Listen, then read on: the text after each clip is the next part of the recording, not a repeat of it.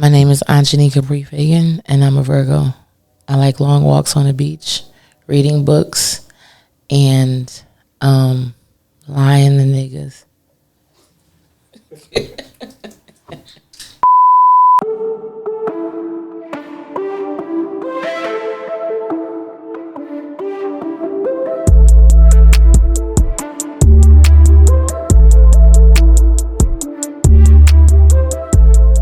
Back for the first time. This is the Duff Effect. I got AJ in the building. If you're not familiar, she was on the Untouchable Billionaires podcast, so we had to run it back. You know, we got a couple. Well, we got a lot to talk about actually, but before we do that, air toast. Cheers. Air toast. Cheers. It's a Virgo season. Even though it's Libra season, we had to get that out the way. Absolutely. So like I say, thank you for coming on to the platform. You just had a birthday in Costa Rica. How was your experience? Yes, that was my first time going out the country. I went to Costa Rica. I actually was booked for a wedding. So, you know, I'm an esthetician as well as a makeup artist. So I was booked to be the makeup artist for the wedding. And it just so happened to be the day before my birthday. Okay. I planned on being in Puerto Rico this year for my birthday. So none of that was planned out. It just happened to... Yeah, it just happened. It actually panned out perfectly because it's like I worked, made money, and celebrated.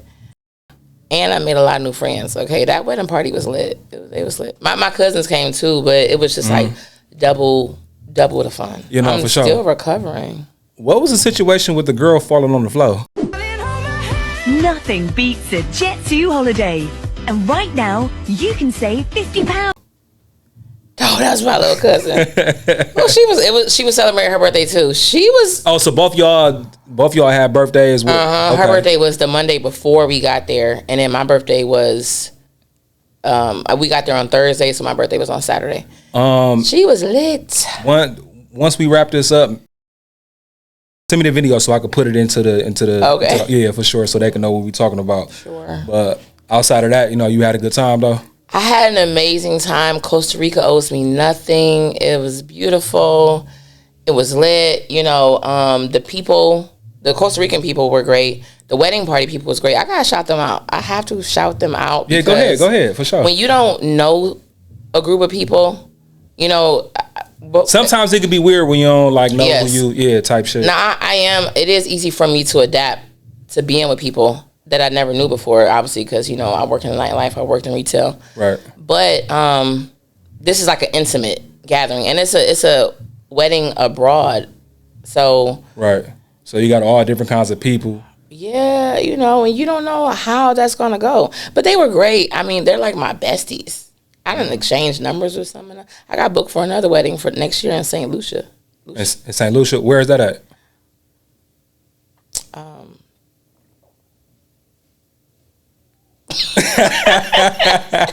I know y'all. Listen. All you know is it's in St. Lucia type shit. We have to give a disclaimer, okay? I worked all day, okay? I'm tired.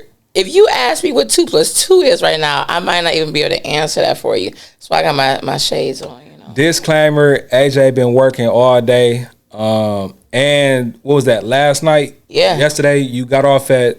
I got off at 3:30 in the morning. And had I got home at 4. Okay. I had a client at 8, and then I had to work from 12 to 8:30. Mind you, I have not had an off day since I got back from Costa Rica.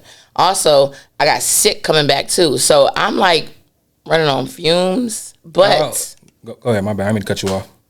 It's okay. I got wine. How do you balance all of that? Because you know you're a mom of 4, right? Yes.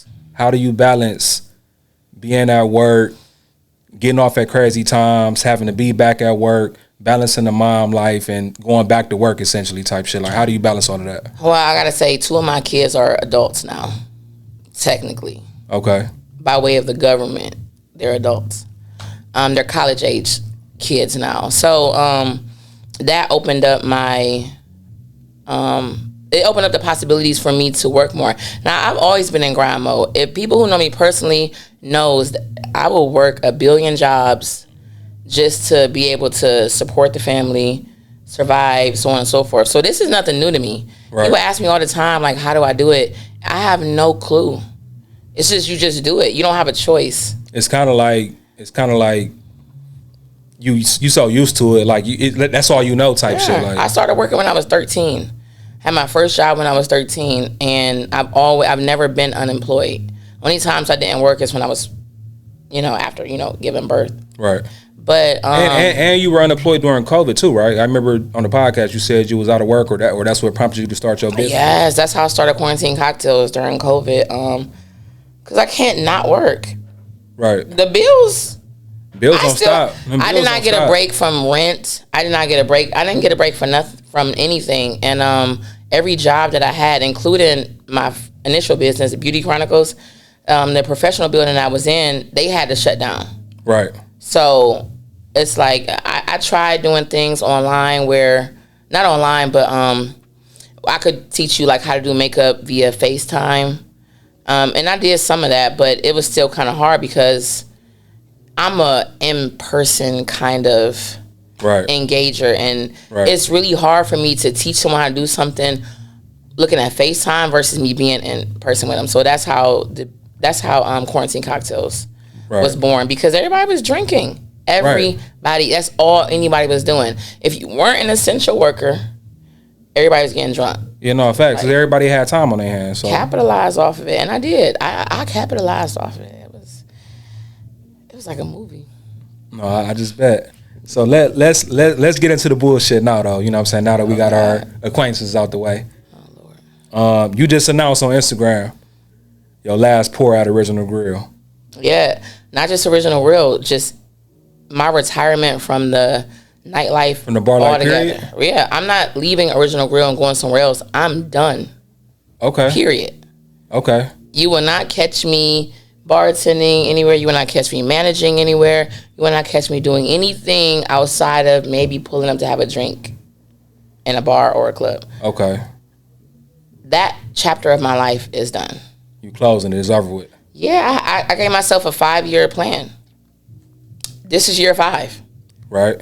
If we want to go like start. When we talked on the podcast, you had said that you was gonna be done in the summer of 2025. Yeah. Now we into the fall. Yeah. So. It didn't make sense to be done in the summer because it's a lot of money to be made in the summer. Kids are still out of school, so. Kids out of school, so that means parents outside. Yes, but also I wanted to make sure they were good. Original Grill was good before I left. And that take time. Trying to find replacements, hire new bartenders. I didn't want to do a 2-week notice, so we started talking about my departure last year. What, you and the owner? Yes. I'm assuming? Okay. Yes, we started talking about my departure last year. Okay. After my birthday. So we knew leading up until this point. So you leaving the business, that wasn't a surprise to anybody? No. It wasn't a surprise to people who personally know. With the ownership, I should say. Yeah. No, that wasn't a surprise. I don't even operate like that. No, I do. But I don't operate like that with people that I really mess with. Victory, I feel like that, I planned that out like to a T. Because it's just like, you gonna play in my face, I'm gonna play back in yours. But I still left on a great note. That my last pour at Victory, we made $10,000 that night. I remember you were saying. I told you like I had money stuff. People was treating it like it was my birthday. I had fishnets on. I had money stuffed in, like, I ripped holes in both fishnets, stuffed money in there. I had money stuffed in here. I had money stuffed in my tip jar. It was a vibe. They thought that was my last pour then. That was never my last pour. I was very strategic with the wordplay that I used. I said that was my last Victory lap, meaning that was my last time at Victory. But I already had a play to go to Africa. Right. But even still, I didn't leave them high and dry. I told them maybe like 3 weeks ahead of time. But with Original Grill, it's a different relationship. Mm-hmm. So we talked about it. The minute that I knew that it was time for me to exit the business altogether, not just that business, just the whole entire life, we started talking about it last year. So, no, it was no surprise to him. And it was no surprise to people that I personally know. So what led you to that decision? I feel like there's so many reasons why. One, I say this all the time. I feel like bartending and being in that life. If we talk about bartending, because everyone loves my vibe so much that they don't accept me being just a manager, right? Right. They want me behind the bar. They like the experience. They like what comes with it. And it's a lot of wear and tear on your body. I always say it's a young girl game. I got into bartending and managing bars and stuff when I was 35, 36 years old. So you was kind of late coming to the table. Very late coming to the table. Most people start in their 20s. Yeah. Maybe even their 30s, and I was like later in my 30s. Right. It's a lot of wear and tear on your body. There's a lot of scrutiny. I have gained so many enemies, people I never met a day before in my life. People who just make up in their mind that they just don't want to like you because of your vibe, because of your energy, because maybe you're their husband's favorite bartender, because, you just have this aura about you that everybody can't accept that. And so when people need something to talk about, you become the topic of discussion. Right. And, I feel like, I do feel like in this Cleveland scene, I do feel like I made a big impact. I gained a lot of followers. I think when I first started. You definitely did, because I told you, excuse me, before you popped on to the scene, right? Mm-hmm. I had DJ at Original Grill, but it wasn't familiar to me. You know what I'm saying? Once me and you met, we did the podcast, right? And then it was just like your marketing tactics and skills is so on point. You know what I'm saying? It's just like you ain't had no choice but to know where Original Grill was at, who the bartender was. Like, you definitely are the face of the bar, you know what I'm saying? So I definitely got to tip my hat to you in that regard for sure.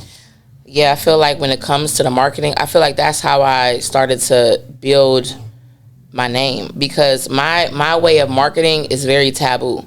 It's not your typical way of marketing. I feel like I want to market to myself. What's going to make me come outside? Right. And so we could post a flyer all day long and say, yeah, come get some lemon drops and chicken wings.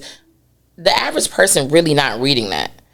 But then I could say something the average person, they don't read anything. They just scroll. Right. They see it, if you somebody that know, they may double tap, but they not reading captions. Right. They not reading what's on the flyer. They see it, oh, my friend posted it, I'm going to like it to support. Mm-hmm. And then they on to the next post. But if I say, come let me slap the shit out of you and take a free shot, they're definitely coming for that. If I say, oh, let me spit this shot in your mouth, dance for a free shot, twerk for liquor, do a pussy pop on the handstand. That's more appealing. Yes, because now it reaches out to the ratchet that lives inside of my core audience. Everybody's mature. And we're talking about an older crowd too. Yeah, everybody's mature. Their parents, they have jobs, they have careers. But when they start drinking, they want to have a time, right? No, hell yeah. 100%. And so if I'm telling you it's going to be a time, then you're going to come. If I show you it's going to be a time, then you're going to bring more people. You're never going to stop pulling up on me. And I feel like that was my claim to fame in this nightlife, as I like to call it. So you mentioned that around this time of year, it's the best opportunity to make the most money, right? Let me tell you something. A lot of reasons. But one, the economy is not kind like people think it is. It's not kind to entrepreneurs. It's not kind to nightlife because of the constant growing demand. Like the price is going up of everything. Then bars, restaurants, everyone that sells things to consumers, you have to go up on your prices. So now if you think about when you were outside in the 90s, right, you could get a beer for maybe like $2. You get a double for maybe 10. The average place that you go to, especially if you talk about downtown, you're paying $25, $30 for a double. It's not even a full, true pour. You know, they giving you 2-ounce pours. It's coming out of a meter. It's not even a full 2 ounces. So naturally, just because there's bodies in the building don't mean there's money in the building. Facts. And so I think a lot of times people they come into a bar and they're like, well, if I'm spending $25 on a double, disclaimer, Original Grill does not charge $25 for any type of liquor. You had to put that out there, huh? Yeah, because I don't want you to think that we're talking about us, but I won't even go and work for anywhere that's charging them type of prices because I know my crowd. My crowd is not 21 years old, don't know no better, and going to spend their paycheck. I made that mistake once, working somewhere that charged a whole lot of money for doubles, and my crowd started off strong and it diminished. Their people are deciding between buying school clothes and buying groceries. They got bills, they got car notes, they got rent, so on and so forth. So they're not really spending money. So I appreciate, that's why I appreciate the crowd that I have because they still pull up, but their parents just like I am. Yeah, no, for sure. And I just feel like outside of the economy suffering and nobody's really spending money like everyone thinks they are, I'm older now. I'm tired. You know, I don't care to be on the scene anymore. I don't want to drink like that anymore. I'm on my health journey. I want to plant a garden. I eat a lot of vegetables. I don't want to pour shots. I want to plant jalapenos. All right. Like I don't want to. Jalapenos not really good for you though. First of all, you see my skin. Okay, yeah, I do. Peppers are great for the skin. I'm an esthetician. Very high in antioxidants. Educate me then. Peppers, I mean, yeah, you think about the gut, and yeah, you know, it be messing some people up down there. Yeah, because you know, hot foods, spicy foods, it fuck up the lining, the colon lining. So. Listen, I have ulcerative colitis. I was diagnosed with that when I was 16. I'm not supposed to eat nothing hot. You think I listen to them? You said, do I think what? Do you think I listen to them? Apparently, obviously not. Obviously not.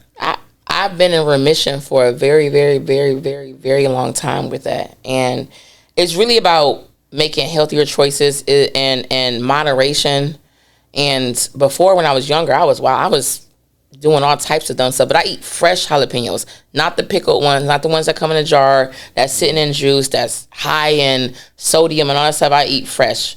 I started my health journey like a year ago. So I completely changed the way that I eat. But with that being said, I don't want to be, I mean, that's just an example. I just don't want to be there no more. I want to put more effort into, I'm not going to say more effort because I put a lot of effort into everything I do. Yeah, I'm going to say, yeah, you at the gym all the time. I want to put more time into being at home. I want to put more time. Especially when you be posting like, yo, before or, you know, when you first started bartending to now I'm in it, and then now I'm back on my health journey. It's literally like a night and day. Like, so shout out to you for transforming yourself for sure. Yes, let me tell you something.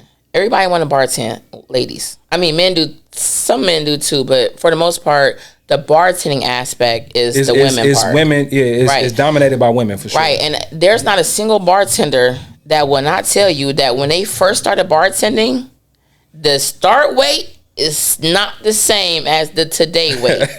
Okay, when I first started bartending, I was 130 pounds. I've been skinny my whole entire life. If you know me, you know that I have been a stick figure. It's like, you see this phone right here? Bow, bow. That was me, straight up and down any given day. Even after having 4 kids, I was still skinny. Then I started bartending, and all the liquor, the food, the eating late nights, the not getting any sleep. First, it started filling me out, right? I was, ass got fat, thighs got thick, boobs filled out a little bit. But anyhow, that's a whole nother story. But everything started filling out, and it was cool. Yeah. Until it wasn't. And it's creep up on you so much because you putting all these calories in your body. You're drinking liquor, you're drinking wine, you're drinking mixed drink. It's your sugar. When I first started bartending, I was having the time of my life. You couldn't tell me nothing. And then it's like one day I looked up and it's like, oh, you're getting fat. Are you getting fat? Like, I carried myself well, so people didn't realize, but I started at 130. I ended at 230. So you gained 100 pounds over the span of 5 years. I gained 100 pounds over 5 years. Now, there's a lot of factors that went into there. Yes, I was drinking. Yes, I was eating. Yes, I was being out late and not getting enough sleep. I also had a tubal ligation.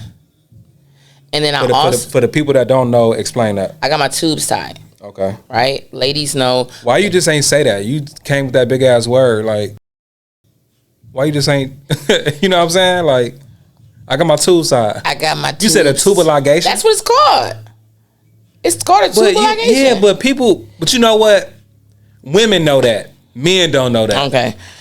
For the niggas in the back who don't know what that means. For the niggas in the back. I got my tubes tied, meaning that technically there were some health issues going on down there. So they tied my tubes. That means like you can't have any more kids, but you could possibly, because sometimes they come untied. Right. Okay. So with that being said, that changed. That's news to me because I didn't know that once you get your tubes tied that they can unravel. I thought once you get your tubes tied, that's pretty much once you get your tubes tied, they can unravel on their own, or they can undo it. I know the doctors can go in and undo it. A lot of women get it undone because it caused a lot of issues. So I got my tubes tied in 2020. That was right before I started bartending. Right. Got my tubes tied in 2020. I went through hell. I got my tubes tied. It was supposed to be like, oh, after a weekend you be cool. No, I was not cool. I ended up getting pneumonia, and then my lung collapsed. One of my lungs collapsed. And so I struggled with that. I could no longer work a regular job because COVID happened. 2020, right. We had to wear a mask. Right. I wasn't breathing at 100%. My lungs wasn't working at 100%. Right. So I couldn't. So that's why I went so hard in the nightlife, because I still had to make money. I bled for 8 months straight. 8 months straight. Every day. Because of the tubal ligation. And then they found out that there was a tumor in my uterine lining. After 8 months. They went in, took it out, boom. I was cured again. Not bleeding no more. Whoop-de-doo. Let me. You said whoop-de-doo. Whoop-de-doo. Let me ask you something about that. Do you feel like, had you would have been white, that would have been fixed earlier than when they found it? I always say that doctors to black women is cops to black men. It's like cops to black men. That's a hell of an analogy. It's true, because I read one time somewhere that back in the day, long time ago, long in the long time days ago times, that they felt like black people tolerance for pain was higher, so they would do surgeries and operations and all type of experiments on us and not give us any pain pills or any, they didn't care about black people. They still don't care about us, but they really didn't care about us back then. We were like guinea pigs. And so they feel like our threshold for pain is just like infinite. Like, we don't have one. So I feel like it still exists to this day. I was not properly educated about, and I had to have it because I had to have the tubal ligation because of things that was going on, in that reproductive area. But I don't feel like I was properly educated. And then when I woke up from the surgery, I told them I was in pain. Right. They completely ignored that. And I bled so bad. I went home. I was passing through blood clots. That wasn't supposed to happen. When I heard about other people who had a tubal ligation, they didn't go through any of that. And so me telling them... The other people, what were they? White. Okay. No offense, being politically correct. But yeah, so... it is what it is, though. It is. So, and then I went through what I went through after that. 2 years later, because of the issues that I went through, led to me having to have a hysterectomy. Right? Hysterectomy, if we're going to tie this in to the weight gain. Break it down. We're going to tie it into the weight gain. When you start messing with organs that you're born with, you're going to throw off you're going to throw off everything in your body, right? So it messed with my hormones. I had to have a hysterectomy because after I had a tubal ligation, let's just say that I am, this upper body part of me is my uterus, and this is a fallopian tube, and this is a fallopian tube, right? One of the fallopian tubes went inside of my uterus, and then my uterus became stuck to my bladder and my colon. So it became hard for me to cough, laugh, sneeze, drive, stand up, sit down, eat. Like everything hurt. For again, because we talking about health and we talking about women's health, and a lot of people just aren't educated on what a hysterectomy is. Health. Not only that, but just health in general.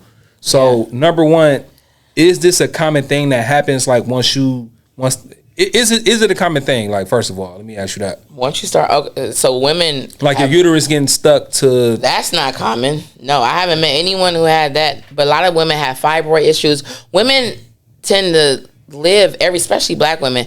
We live day to day with a lot of reproductive organ issues, and so a lot of women have fibroids. A lot of women have endometriosis. We have just so many things going on down there, and you can see a woman, you think she look beautiful, you love her vibe, you love her energy, and she's hurting the whole time. But I think that goes back when they think that we don't have, we don't feel pain. We hide it so well. I bled for 8 months, nobody knew it. My lung was collapsed. The only people that knew it was the ones that I was close enough to share it with.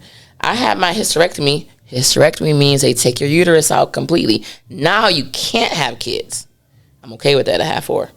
But they take it out completely. Yeah. The pain is gone, but then I developed so many other issues from that, including the weight gain. Your hormones are all thrown off now. You can't hold your pee long. You're having issues. It hurts. You're bloated. Like one day. Like the one day. We ain't gonna talk about it though. I'm sorry, I didn't mean to go off the record. I didn't mean to go off the record. I'm sorry. Like the one day y'all. I'm sorry, y'all. I don't know, man. It's hard to hold. Hey, right now we can't talk about that. But I'm sorry. Go ahead. I didn't mean to interrupt you. Go ahead.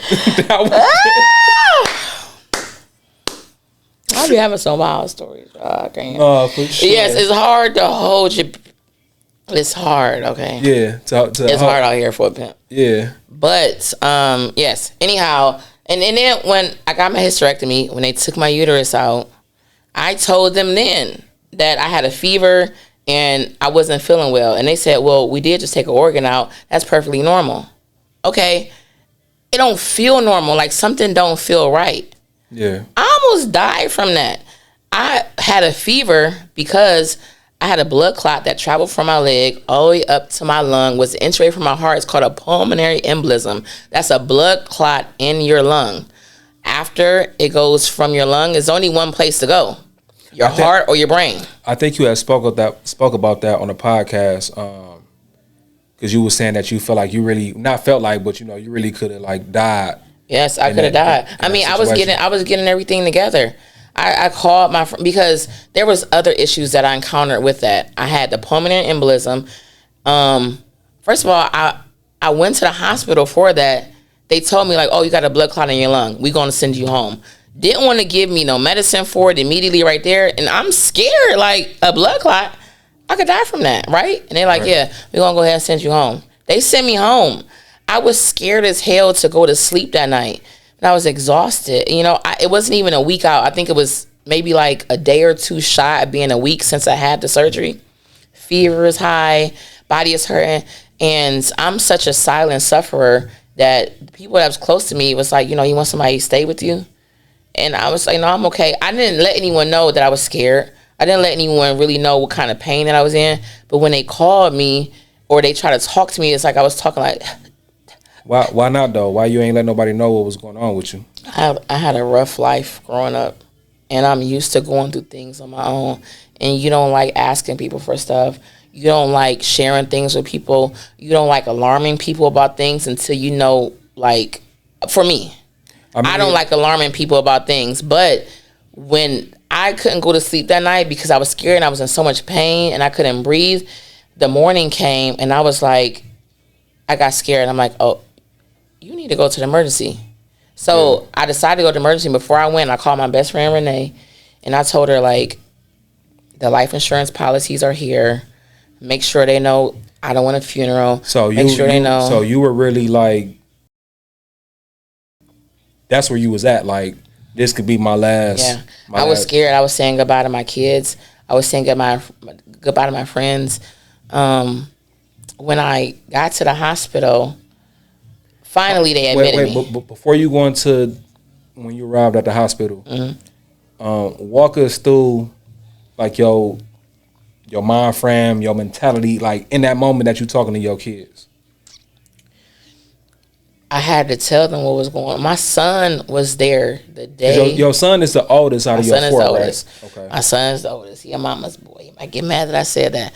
But my son was there at home. I don't know where the rest of them were. Because it was a Friday. I think they were at school. But I think for some reason my son didn't have school that day. Okay. So I was at home. He was at home too. My friend Bridget came over to the house because she was, shout out to Bridget. Okay. Bridget was there, and not saying that no one else was, but Bridget was really, she was locked in when I had this surgery. And she worked from home. So she came and she made sure I had groceries, and a lot of people did. Don't get me wrong. Everybody pulled up for me when I was going through that. Top of the morning. Bridget got there in the morning. On call. She made sure the kids had food. She made sure the kids had snacks. She made sure I was good. She sat there as long as she could. And she got a kid, obviously this was 2022. So all of our kids were younger. But she came over and my friend Dana came over. Okay. He gonna get mad that I told you his real name. But they both sat there with me. Now I have asthma too, and I had this little device where they said, if you ever try to breathe into the device and it doesn't go past this red zone, call 911, get to the hospital immediately. Okay. So they came over, and all the way up until that day, I had the surgery. First couple of days was rough, but after that, I started feeling good. You know, I'm walking a little bit better. I'm talking better. I'm feeling energetic. I'm like, oh yeah, I'm about to go back to work. Feeling great. And then one day, people were coming over. They were visiting. They were sitting with me. And one day, I had a whole bunch of people over there in my room, maybe like 6-7 people in my room. And I was having good. I even took a shot. I was supposed to do that, but definitely wasn't supposed to do that. It wasn't, but I did it. I was just happy, overjoyed. Like, I'm feeling better. I'm gonna go back. Then I just started feeling super weighed down. Right. So after I started feeling weighed down, I just asked everyone, could they leave? I fell asleep. And because when you have a hysterectomy, they literally take your uterus. They took my uterus, my fallopian tubes, and my cervix. So you kind of got to sleep like this, like sitting up. Right. I would sleep like this. And then when I woke up, I was like slouched over like this. And I felt this really sharp pain. That's what woke me up. So I thought because I was sleeping like this is why I was feeling pain. This pain was unbearable. I took a sedative, a perk, and a 800 ibuprofen, right? Okay. Knocked me out. Didn't take the pain away, but it made me comfortable enough to go to sleep. Right. Knocked me out until the morning time. When I woke up, I couldn't breathe properly. So I'm like, oh, I remember when I had my tubal ligation tubes tied back in 2020. I couldn't breathe then, and I had pneumonia. My lung collapsed. Yeah. So I'm like, oh, I think that's what it is. But I know that if I can make it downstairs, get in a shower, take a shower, steam helps. When you have pneumonia, the steam helps you breathe better. She's like, I'm taking you. I had to tell my son this. Mm-hmm. I didn't know what was going on, but I tell him I'm going to the hospital. My son knows that I'm recovering from a surgery, and he's just like, I'm trying not to alarm him. I'm just like, I just gotta go, but I can't. You trying to protect him at that point? Yeah, but I can barely breathe. I can't even walk straight. Like, it's already hard to walk after you have a hysterectomy, but now I couldn't walk because I couldn't breathe. My lungs wasn't operating properly. I'm bent over like I'm 80 years old. When I find out something is wrong with me, I need to process that before I share with people. And I can't process it if you're there and you hear it at the same time and you're checking on me. I don't know how I'm doing. And not her, I'm just talking in general. I don't know how I'm doing, Do you feel like that's trauma-based? Because yes. I feel like nobody was there for you back in the day, so it's kind of like I went through do it hell. on your own time type I shit. went through hell back in the day, and nobody cared. Nobody checked on me. A lot of people didn't know. But the ones that did know, they didn't care. So, yeah, I grew up my whole entire life like that, pushing people away when something is wrong. But I really needed a moment to process what I was going through. Right. I was scared. They left, and I was just like, my friend Steve called me, and he was like, you want me to come there? I think he did come, brought me some food, but I pushed him out too. Like, I'm good. I'm just about to go to sleep. Knowing I was not going to sleep, I just found out that there's a pulmonary embolism an inch away from my heart. I'm scared if I go to sleep, it's going to travel there and boom, I'm dead. I'm never waking up again. Mm-hmm. I got my medicine, took the medicine. It's blood thinners, right? So you have to continue to take these. But the pain got worse. I found out later that where the blood clot was, the skin, the cells, the tissue, everything around it was dying. So that's the pain I was feeling. I couldn't breathe. Not only that, you know, when they put medicine, whatever they put in medicine, they have to put whatever is affecting you in the medicine to cure you.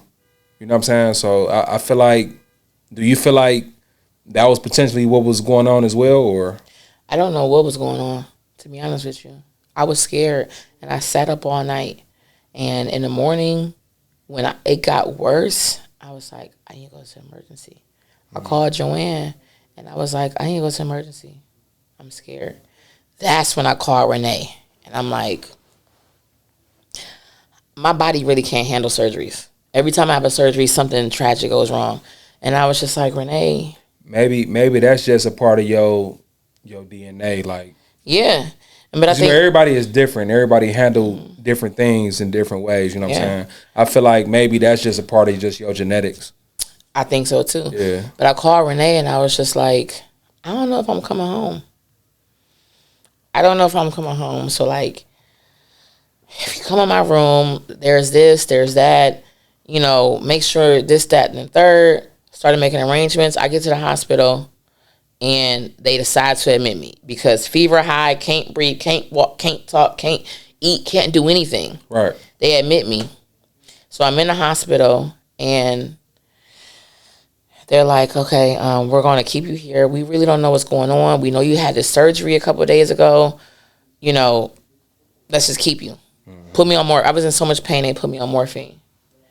So now it's like, I got to tell my kids I'm not coming home tonight. I don't know when I'm coming home. I don't know if I'm ever coming home. How was that conversation? I never told them the full gist of it, but my kids are used to me being like this strong person. They never see me cry. They never see me in pain. They never see me sick. Even though I have these things going on with me, I don't show that to them. They just see like this robot. Right? So now it's like this robot can't do nothing. And I can't come home. I'm in a hospital. My son, they all took it hard. But while I was there on morphine, I woke up one night and it was just like this excruciating pain. Now, our lungs are up here, right? Mm-hmm. I just started screaming out in pain. And the doctors came in and they were like, what's wrong? And I'm like, I don't know. And they're like, where's the pain? Your lungs? I'm like, no, it's down here.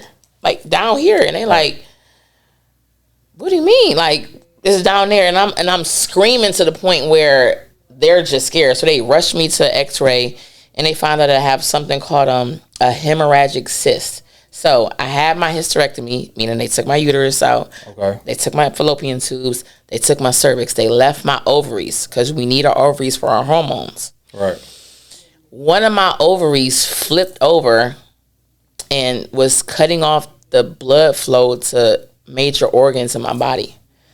I was in pain. They were thinking they were going to have to do emergency surgery. But the problem with them doing that is I'm on blood thinners for the blood clot. If you cut into me, I could bleed to death. If you don't cut into me, this could cut off the blood flow, my circulation, everything, and I could die that way. So now it's the waiting game. Now I had to tell my kids I might not be coming home. And I had to tell everybody I might not be coming home. I told my kids, I don't even know what I told them. I never told them that fully. I didn't want to scare them more than what they already were scared. But I was scared. And my phone was dying. It was acting up. So I went on social media, my Instagram. And I was just like, I said my goodbyes to everybody. Right? Told everybody really? So you posted pretty much like, hey, you know, guys, it may be over with. Yes. Love you all type shit. Like, look out for my kids. Really? Make sure they good. because it was like a lose-lose situation here. I'm going to die. I went to sleep. I mean, you know, they gave me more, and it was just like, we got to wait to see what's going to happen. Let me stop you there.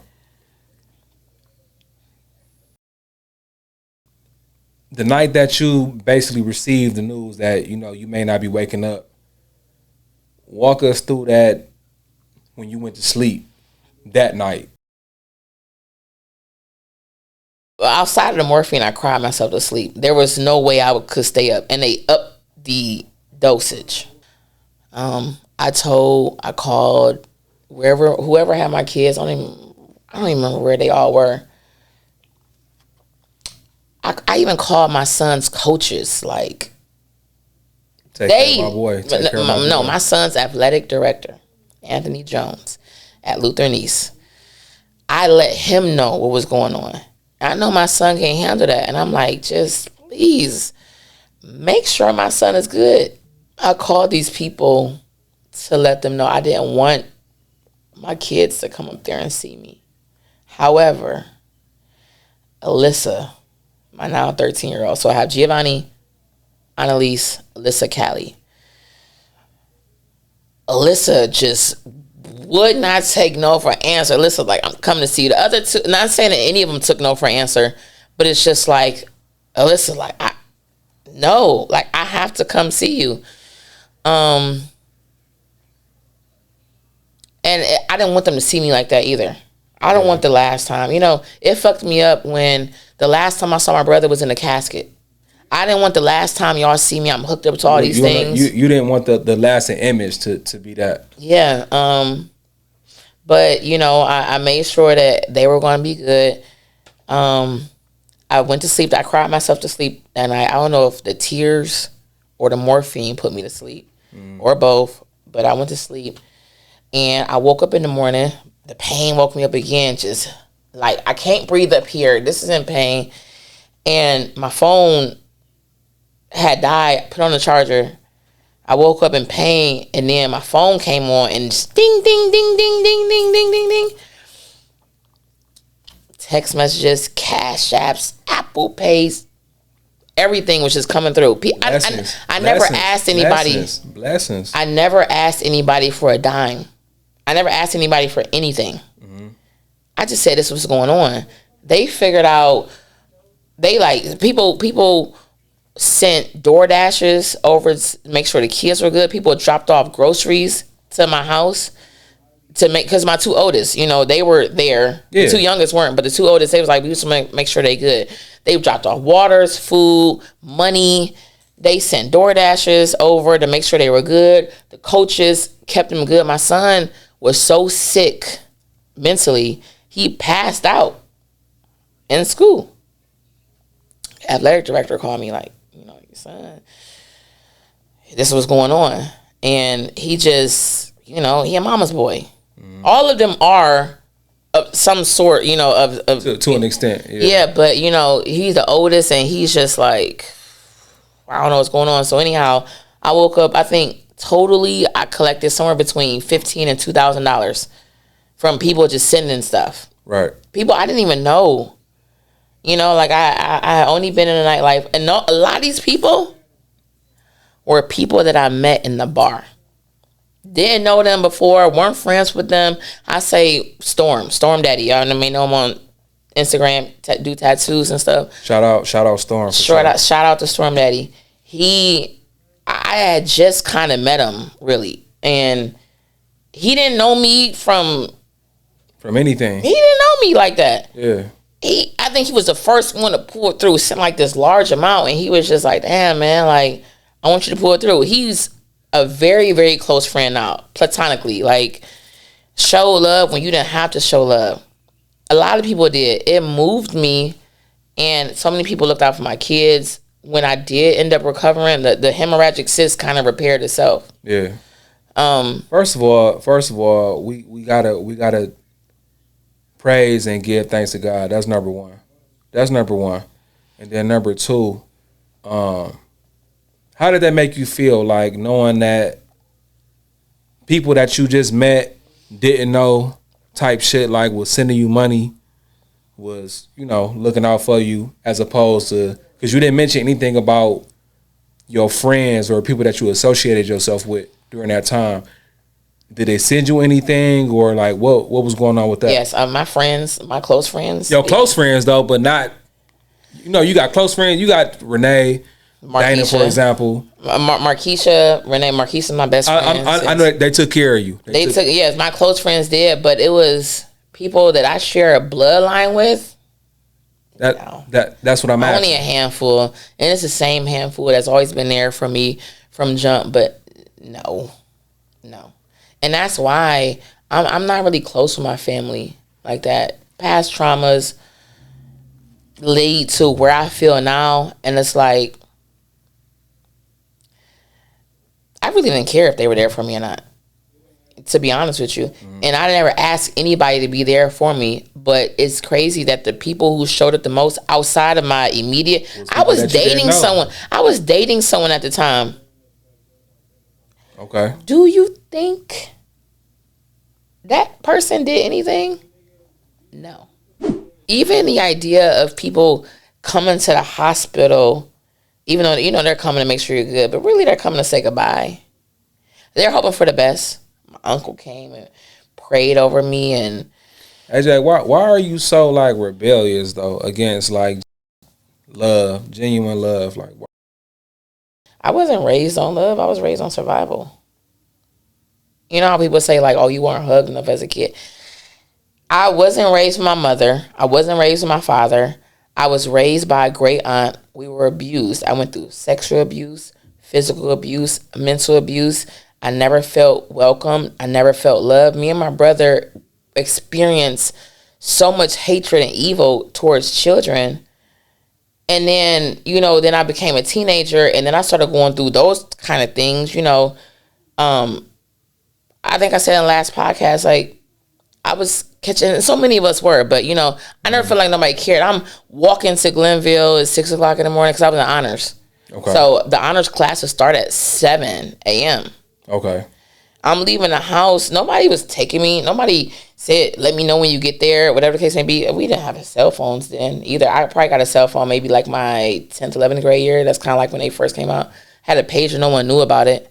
But no one cared if you made it there. No one expressed caring if you made it to school. No one expressed caring if you made it home. I went through so much. That's when my sexual trauma started. Like grown men trying to rape you, trying to take advantage of you. Nobody cared. I started working at Foot Locker when I was 16, Tower City. I'm getting off at 10 o'clock at night. I'm catching a bus home. Down Superior, getting off at 105, walking the rest of the way home. In the trenches, though. There was no concern when I walked through the door. There was no concern. I don't even know if there was a concern if I ever walked through the door. But you get so accustomed to looking out for yourself and being there for yourself. You kind of like get numb to it. I watched my mother raise 2 children of her own and a stepchild. I watched my father raise his wife's 3 other children. I watched my father come back from my brother. Who came back from me? Nobody. They left me here because I was this straight A student working. I never showed my emotions because when I did show my emotion, nobody cared. So being this young woman, nobody caring, expressing how you feel about things, nobody doing anything for you, nobody being there to protect you, you just learn how to survive. You learn how to be okay. And then you get older. So then I get into my 20s. Now I'm having kids. Now I'm in abusive relationships. I went from being abused by my caretakers to being abused by the man that you say who says they love you, being abused by the person that you're pregnant by, low self-esteem, no self-value, no self-worth. I survived all of that shit alone. My brother was in another state, gone. He got diagnosed with bipolar disorder. He's in and out of jail, in and out of mental hospitals. He's gone. My father came and took my brother. That was the person I went through all my traumas with. My mother is in sunny California raising these kids. I didn't even talk to that woman. I didn't talk to that woman until I was in college when I reached out to her. So I've lived this life. I've had these kids. I've been through abusive relationships. I've been abused. I've been beat. I've been starved. I've been through all of this stuff. So now I'm going through like this near-death experience. I'm conditioned for this. The only thing that hurt me was That's not normal though, AJ. It's not. But there's so many people who go through this. But going through that, the only thing that bothered me was not being there for my kids. My biggest fear is dying before my kids are adults. You know, so it is a trauma response. And I can't say that it was right. I traumatized my friends and the family, the ones that I do care about. So people see you and they see a good time, but whole time, like, it's really a cry for help. Like, would you agree with that, though? Or Yeah. I would say that them 5 years that I bartended, it was... you hit it right on the head. I was about to ask you that. Was that 5 years of, like, I need help? That was 5 years of me releasing. I feel like you're never ever done healing. It's almost like it's a constant battle. It's almost like when you declare that you're an alcoholic and you go to AA, you forever will consider yourself a recovering alcoholic, right? So when you're healing, you're never fully healed, in my opinion. You always got to do the work to heal. But now I'm to the point where I started doing the work. Yeah. And I felt like I'm ready. And you see it a lot. Like, I was blind for 12 years. I cut my hair off all the way. Because guess what? That's why you leaving nightlife. Because, like, all right, I done been through it.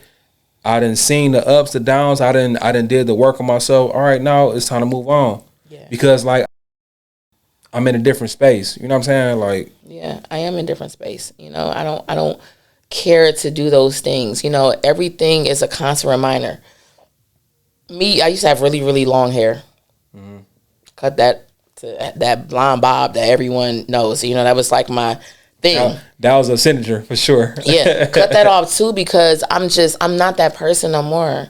I don't want to be in a nightlife. I don't want to be accessible to everyone. I don't want to be the healing you when I need to be working on me. You know, I don't want to be giving you your time when I could be giving that to my kids or to my peace. I just want peace in my life now. Let's pull it back though for a minute. With you leaving Original Grill, you told me that you had told ownership that you was leaving a year prior. Once you had that conversation, like, was there any friction at that point? No, I think I think it surprised him at that moment because everything was going so good. No one expected me to say that, but. Cause like I said, man, you turned Original Girl up. I ain't gonna lie to you. Yeah, you definitely did. He would never have no. He understood all the facts that I said, so there was no friction. It wasn't like when I left Victory. Yeah. When I told him I was leaving, it sucked, but he understood. And if y'all don't know, go look at that interview, Untouchable Billionaires podcast featuring AJ for sure. Like, yeah, she gonna break all that shit down. Yeah. He was cool. I mean, he accepted it. I don't know if he was okay with it, but he accepted it. And same thing with the staff. Like, I'm an amazing manager, okay? I've been doing management for a long time. I think there's professional AJ and there's party girl AJ. And there's a clear definition between the two. And I think I'm great at both. But I bring a certain dynamic to leadership roles. Yeah. And it's still hard for the staff to accept. You know, like, we a family. I create a family wherever I go, right? I said before, I don't accept family that I'm blood related to. I choose my family. I choose who I want to give that title to. And a lot of times you work with people, you're with them more than you're with your kids. You're with them more than with your husband. You're with them more than you with your best friends. You're working with these people 8 hours a day, 5 days a week. Might as well get cool. 100%. I mean, I love some of these people. I love some of these people that I've worked with over the years, not even in just the nightlife, just in management, period. I've gained a lot of friendships through that way.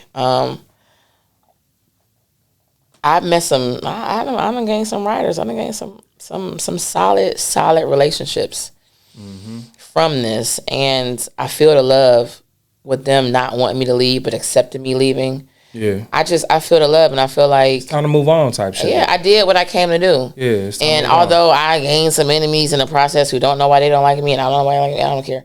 But I gained friends. I gained love. I gained family. That's how we met. Yeah, That's how we met. And we have some. Let me tell you something. Me and this man, he did a podcast. I ain't know this man at all when I first met him on the podcast. You know, if y'all did watch the first podcast, I was a fidgety mess, just whole time, just like a crackhead, touching myself, like not like that, but you know, I couldn't stay still. I didn't really know him like that, and since the podcast, I was very vulnerable with him on the podcast, and we've grown this relationship, and I reach out to him, and sometimes he reach out to me, but I reach out to him more, and we just have these random ass conversations on the daily, and end up being on the phone for like an hour. Yeah, 100%. We always, and then it's a very enlightening. He gives me his honest opinions being a man. I give him my honest opinions about being a mother, a woman, all those types of things, and so I feel like it made this time around a lot more comfortable because you know, he is someone that I would put into my circle of people that I really, really fuck with, because I really gotta fuck with you to be this vulnerable. You didn't got to cry. My eyelashes coming off. I can't take these glasses off or nothing. But I appreciate it, AJ. I appreciate it. Because I made the impact that they wish that they could. I make the money they wish they could. Them bitches been bartending since they was 10. Then I step into the game. I step into the game in 2020. Skinny as fuck, dark skin, don't got a perfect smile. But I don't have any of this shit. I don't got a fat ass. I don't got nothing. I'm not your average bartender. And I come in and I immediately become the manager, and I take all your customers. And not because I fuck them, but because my personality. I'm not everybody's cup of tea. People may be attracted to me, but I'm not everybody's cup of tea. I'm not the prettiest girl in the world. I'm not this, that, and the third. I'm not exotic. I'm not none of this, but I'm genuine. You come in, you have a time with me. I'm not taking you up top. I'm not trying to get your money. I'm not trying to do none of that. I'm just a cool person. And people can sense that. And so I come in the game and I take all their positions. They all quit. And you let them owners and managers do to you what y'all claim they do to me. All these bitches done fuck the owners, fuck the you know, fuck the customers, you fuck with tips, you do all that shit. I ain't have to do none of that. And they know it. They know it. And it's just like, I'm not about to sit up here and go on social media, talk about you. I'm not about to go tell all your business. I ain't going to tell about all the shit that I heard and seen and know. I ain't going to do none of that shit because I don't have to do that to make money. I don't have to throw your name under the bus like y'all do me. People play in my, they smile in my face all the time, but they hate that I made an impact that they didn't. I started bartending in 2020, just as a bartender. And then I got hired to be a manager at Victory. Hired to be a manager at Medusa. That was the biggest nightclub in Cleveland. That's a fact. I didn't fuck the owner to do that, but I've been in retail management since I was 19. I've been working since I was 13. Professional version of me is not the party version of me, and there's a clear, concise difference between the two. I know when to turn it off. I know when to turn it on. But party girl, AJ, is what bring people out. But I got the business tactics, right? I went to college. I went to Kent State for a couple years. I didn't finish because I got pregnant with my son. I went to Virginia Marty for graphic design and interior design. And I learned marketing there. I went to Brown Nevada Institute. That's where I became a licensed esthetician. But some people, you can't teach what I have, right? And I just have a good vibe. I got good energy, and I know what to do to bring people in. And sometimes that may be taboo. But I got to speak to the inner party girl and the inner party boy and everybody. And yes, you may go to the law firm every day and clock in as a lawyer. And you go home every night and you be a father, or you be a mother, or you be a caretaker, you be a provider, whatever the case may be. But there's a part of you that want to turn up, let loose, forget about all of that stuff. And I feel like I speak to that person. Because I'm that person too. People see me in the bars, in the clubs, and they see me drinking, taking shots, and they just think that I don't have the same things going on that everybody else got going on. Professional version of you. Yeah. I'm a mother. I'm a business owner. I'm a professional. People hire me to build the business up of the places that they own, right? But they're not doing that for the average bartender that work for them. So me coming in the game and doing that made a lot of people dislike me. And so here comes the owner. I mean, here comes the rumors. Oh, you fucking the owner. Oh, you fucking with this person. Oh, people swore, but nah, I was fucking Steve, my best friend. And that never happened. I don't have to do that. I don't have to do that. I'm not that person. And I think that people eventually find that out about me. And then once they find out that I'm not the person that I'm rumored to be, they love me even more. I'm a lovable person. Let's go ahead and keep it moving. You had mentioned Victory, right? Mm-hmm. Given that the situation, which ultimately ended up with you leaving Victory, right? Obviously, they just opened up a new spot. How do you feel about women knowing your story, right? They still go and work for the bar. Because you're real heavy on relationships, you're real heavy on loyalty. How do you feel about that, though? Women that I know or women in general, just you heard my story and you go work there? Yeah, no, I mean, yeah, period. I feel like this. My story is nobody else's. I still have friends who work there, right? I can't tell you what to do with your life, and I'm not going to stop being friends because you choose to still keep shit moving. The stuff that happened to me may not have happened to you. How does that affect your loyalty, though, to those women? I can separate business from pleasure. And when I say pleasure, personal life, like, I try not to think of it like that, because if I think of it like that, I wouldn't have no friends somewhere. There's a lot of people that still go there. I never asked anybody to stop patronizing them. I never asked anybody to stop going there. I never said, don't fuck with Victory no more. I shared my story. What you do with that information, what you do with that information. I still got friends that work there. I'm not going to take food out of their mouth. I'm not going to say, oh, don't go pull up on so-and-so because they still work there. I'm not going to look at you like, oh, you're not loyal because you didn't quit behind me. Because what happened to me didn't happen to you. My story is not yours. People want me to scrutinize the fact that people still pull up there, friends, family, whatever. No, wait. I want to, for clarity, that wasn't why I was asking the question. That I didn't have no ill intent behind that question. I just want to let you know. Oh, no, it's okay. Okay, yeah. They gonna think it's ill intent anyway, because people don't want to hear the truth. You could say, I like red Skittles, and they'll take away the fact that they'll highlight the red part instead of the fact that you're expressing your opinion. They'll take that and they'll blow it up. It's like, AJ said she don't fuck with Skittles at all. AJ don't fuck with Skittles.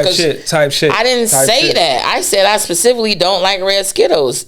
But I'm not going to stop being your friend because you like red Skittles and blue Skittles. Like, I don't care. That's just an example. Right. If I held people accountable in that way, I would not have a single friend to this day. I could separate the two. But the people that really, really, really fuck with me, who really are in my corner, it's not a conversation. Yeah. It's not a conversation. It's Victory was your first. That was your first like bartending gig, right? it was my introduction to the nightlife. Yeah. It was what gave me a foot in the game. So given a platform, because they gave you a platform at the end of the day. What they assisted in giving me a platform. They assisted with giving you a platform. Yes. What percentage of reconciliation, like, is it None with them? None. 0. Zero. Given the fact that they assisted with. I don't care if they gave me $1 million. They crossed the line. Both of them, the owner and the manager, brothers alike, they crossed the line with me. And I told you, I'm big on loyalty. I'm big on betrayal. And I don't forgive easy. And these ain't no little things that we're forgiving. I feel like one crossed the line sexually and one just betrayed the relationship and the friendship that we had. And I could keep it cool with you. I can be cordial. You see me out in public. If I'm in a good mood, I might speak. But you can never have that access to me that you had before, because you played in my face, and childhood trauma and everything that I've healed from before in the past, I can't say that I've grown if I still allow that. Yeah. Y'all came out and y'all were very disrespectful. You said some very demeaning things about me. You tried to hurt me. When I quit Victory, I was silent about the shit. I never told nobody what happened. I didn't tell nobody until I was on this podcast. I told my close friends. I never came out and said the real reason why I left. I just let people think whatever they want to think. And I had a story like, oh, I just want to move on. I don't know what I said. But that's how I kept it. Damn, AJ, I ain't know that. I thought that, you had quit and then you had told people, but it kind of fell on deaf ears until... I told my close friends knew. And then when the podcast aired and we talked about it, people like that. That's what they thought. Oh, well, why she's saying something now? It's just like they do on social media. You go in the shade room and somebody say, "Oh, I got raped 10 years ago. Why are you telling me now? Tell the police." Blah blah blah. You don't know who she told. Yeah, fact. You don't know. She's sharing it now because she's comfortable sharing it now. I shared it now. I didn't share it because, oh, I want the police to come and get him. I didn't share it because, oh, I want money compensation. I'm sharing it because now I'm finally ready to talk about it. It took a long time to process what I went through there. It took a long time to process me moving on, everything that I lost. That was a huge, when I first started working there was no crowd. It was a new bar. I mean, that bar has always been on there, but it's different ownerships, different names, yada yada. Yeah. When I got there, that crowd was not there. I am equally, if not more, responsible for the crowd that they carried. I felt like I deserved my respect. I earned my respect. What I didn't deserve and what I didn't earn was the disrespect that I got when I decided to leave. And they only disrespected me because they knew it impacted their money that they made. And I was silent about it. I didn't go on social media and rant and rave about it. I took my L in silence, and I took a huge L. The money that I was making, it took me a long time to make that money again. But I would never stay in a place where somebody feels comfortable with disrespecting me, talking to me crazy, not valuing me as a person or what I'm bringing to the business. I couldn't allow it no more. So I moved on, and I chose my dignity over money. As you should, though. I feel like they disrespect me. They talk crazy to me. Even to this day, they still say corny shit. They still name drop. They still want to bring me up and post this and that. About that. I don't know the guy name. He had posted a video and he was like, "Yeah, AJ, the bar that she work at, oopty whoop, like." You know the name of the bar. What's the name? What's the name of the bar? What's the name? He was trying to fake figure it out. Like, you know what it is. You know what it is. And then they post pictures where you were in the photo, but you weren't tagged in the photo. Mm-hmm. I was in that time period. They were posting stuff because everyone was sending me screenshots. They posted several pictures and videos. I do think that he was trying to give me my flowers, but it was just like, it still wasn't genuine. It's kind of, is it giving you flowers, or is it kind of, damn, I kind of missed those times, those days? Like, I think it was probably a plethora of all of it, but how that made you feel though? I don't know. I was annoyed, if more than anything. Like, I walked away and I just want to be left the fuck alone. But y'all been poking the bear. Then when I came out and spoke about what happened, then it's like, oh, throw my hands up. I don't know what happened. I don't know why she's saying all of that. I could say worse. I could have went into detail when you dropped that podcast, we dropped that clip. I think a lot of people tuned in to the actual podcast because they thought I was going to go into detail about what happened. Yeah. And when I was talking about that particular story, they thought I was going to go into detail about it. No, that's not what the podcast was about. I was just shedding light on why I left. But people are so toxic that they rather hear about the bad shit. Yeah, no, that's a fact. Than the positive things that you got going on. That's a fact. And they're disappointed that, I didn't hear how he sexually assaulted her. So now we going victim shame and yada yada yada yada. I told you, buddy had followed me, and it's like, bro, what you spoke about, that was literally like in real time. In real time. This how we talking in real time right now? In real time, like that was literally like a 7-minute, 5-minute piece. Out of like a 4-hour pod. Type shit. Like that was a 5-minute like convo, and we moved on, you know, like versus like us just harping on that the whole time. Like and it's like, yeah, like I said, I took my L in silence but I grew from that, and I ended up being okay, and they swore I wouldn't. They swore I was gonna come back. AJ don't ever go back. We're gonna put that on the record.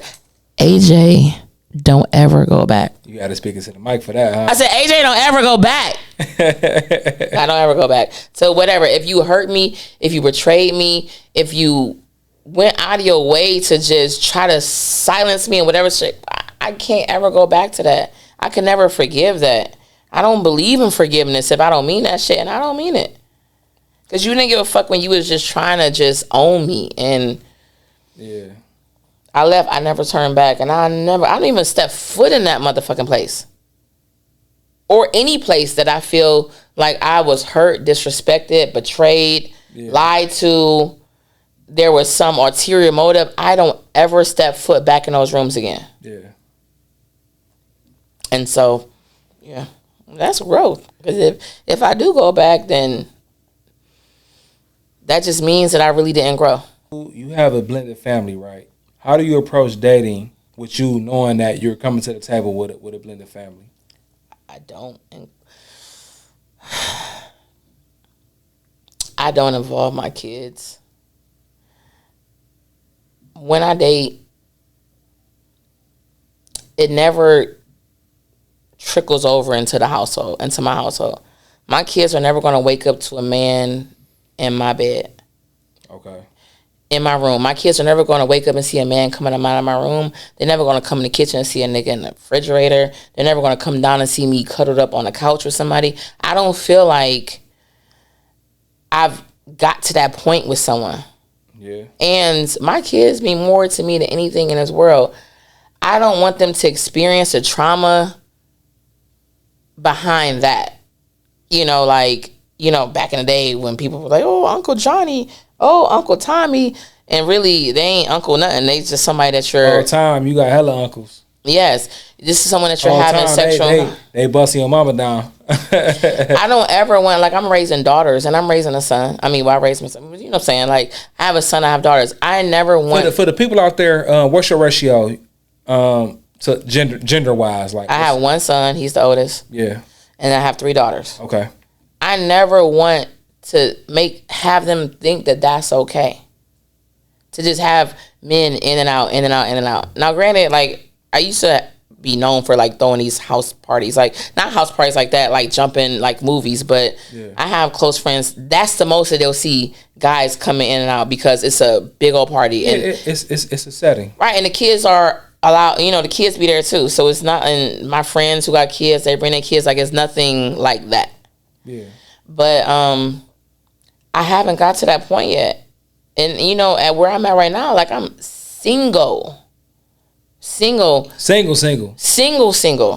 can spend a night, or you can spend a night and your phone not ringing, no nothing. Like, yes, I could wake up in the morning, be peaceful. I ain't got to worry about no nigga. I ain't got to worry about none of that shit. I'm single. You still got a lock code on your phone, though.